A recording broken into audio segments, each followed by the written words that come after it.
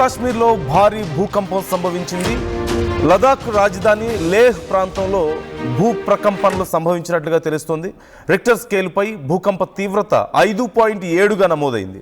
భూకంప కేంద్రం 171 కిలోమీటర్ల లోతులో గుర్తించారు. ఇళ్ళు భవనాల నుంచి ప్రజలు బయటికి పరుగులు తీసినట్లుగా తెలుస్తోంది. జమ్మూ కాశ్మీర్ రీజియన్ అంతటా కూడా ఈ ప్రభావం చూపించినట్లుగా తెలుస్తోంది. ఈ నేపథ్యంలో అధికారులు అప్రమత్తమయ్యారు. జాగ్రత్తలు పాటించాలంటూ ప్రజలకు సూచనలు చేస్తున్నట్లుగా తెలుస్తోంది. రెసిడెన్స్ స్కూల్స్ తో మంచి చదువుతో పాటు all round development, right age లో రైట్ ఫౌండేషన్ తో రెసిడెన్స్ స్కూల్స్ ఇప్పుడు హైదరాబాద్ అంతటా. 5.7 తీవ్రత నమోదైనట్లుగా తెలుస్తుంది. ఖచ్చితంగా చాలా ఇంపాక్ట్ చూపించేటువంటి రేంజ్లోనే ఉందని చెప్పాలి.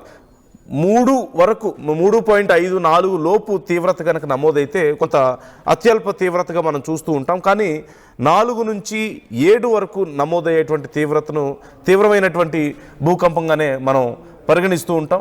దీని ప్రభావంతో చాలా ప్రాంతాల్లో తీవ్రమైనటువంటి భూ ప్రకంపనలు సంభవించినట్లుగా తెలుస్తోంది.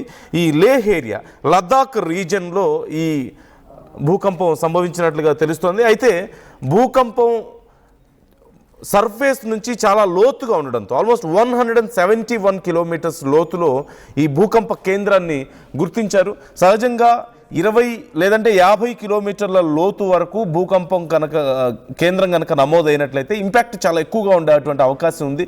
అదృష్టవశాత్తు సుమారుగా 171 కిలోమీటర్ల లోతులో ఈ భూకంప కేంద్రం ఉండడం వల్ల 5.7 తీవ్రతతో అక్కడ నమోదైనట్లుగా మనకు సమాచారం.